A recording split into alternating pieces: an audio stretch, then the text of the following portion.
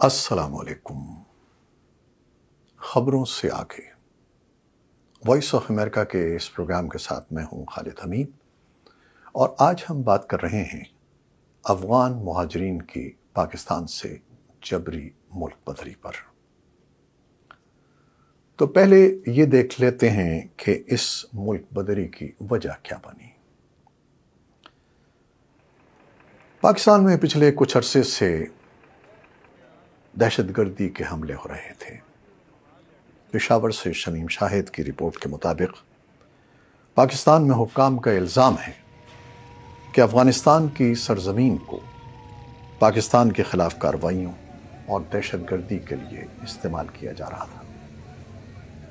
ان حالات میں غیر قانونی طریقے سے سرحد عبور کرنے والوں اور جرائم پیشہ افراد کے خلاف کریک ڈاؤن کیا جا رہا ہے، خاص طور پر 6 ستمبر کے حملے کے بعد سے۔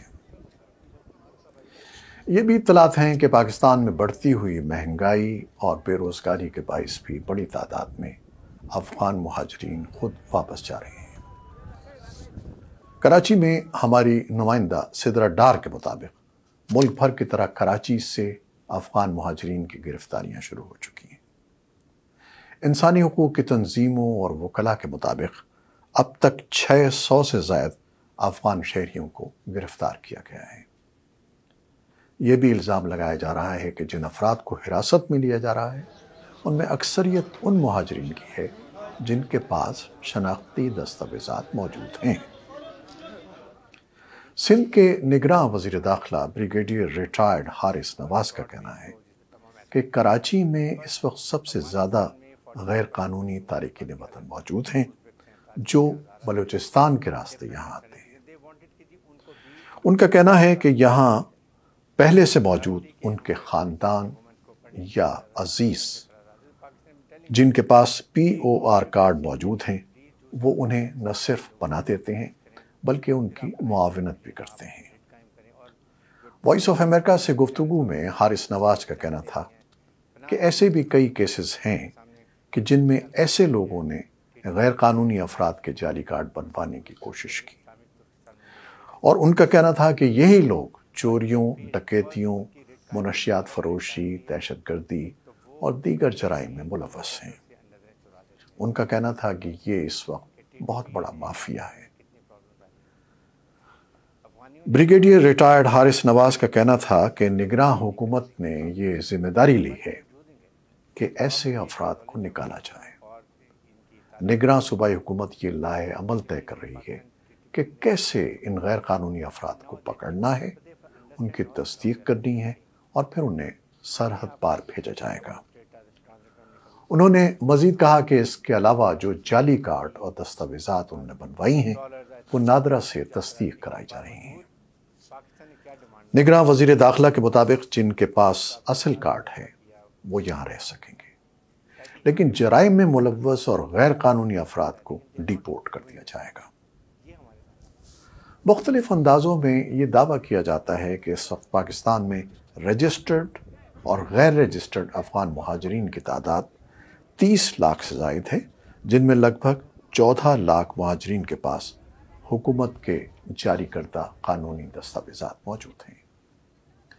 وفاقی وزارت داخلہ نے 15 ستمبر کو چاروں صوبوں، پاکستان کے زیر انتظام کشمیر اور گلگت بلتستان کی انتظامیہ کو غیر قانونی طور پر مقیم افغان مہاجرین کی معلومات جمع کرنے کی ہدایت کی تھی۔ ان کا کہنا تھا کہ سن 2022 میں رضاکارانہ طور پر واپس جانے والوں کی تعداد 6039 تھی، جبکہ رواں برس اگست تک 10,635 افراد واپس جا چکے ہیں۔ اس جبری پکڑ دھکڑ پر افغان مہاجرین کا شکوہ ہے۔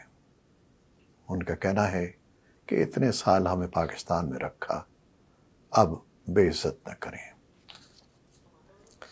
حاجی عبداللہ بخاری کراچی کے علاقے سہراب کوٹ کے افغان مہاجرین کا حصہ ہیں اور ان کے مسائل کے حل کے لیے متحرک رہتے ہیں۔ انہوں نے مہاجرین کے مسائل پر بات چیت کے لیے افغان عمائدین کے ہمراہ پیر کو سہراب کوٹ میں ہی ایک جرگہ منعقد کیا۔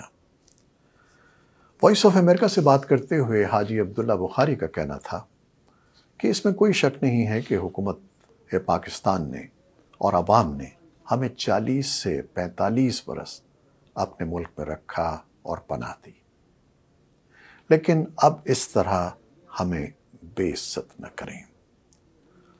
ان کے بقول اگر پاکستان کی حکومت سمجھتی ہے کہ کوئی افغان یہاں نہ رہے تو ہمیں تھوڑا وقت دیں۔ یہاں 40 سے 45 برس سے موجود لوگوں کا روزگار ہے، کاروبار ہے، وہ 5 یا 10 دن یا 6 ماہ میں ختم کر کے وطن نہیں لوٹ سکتے۔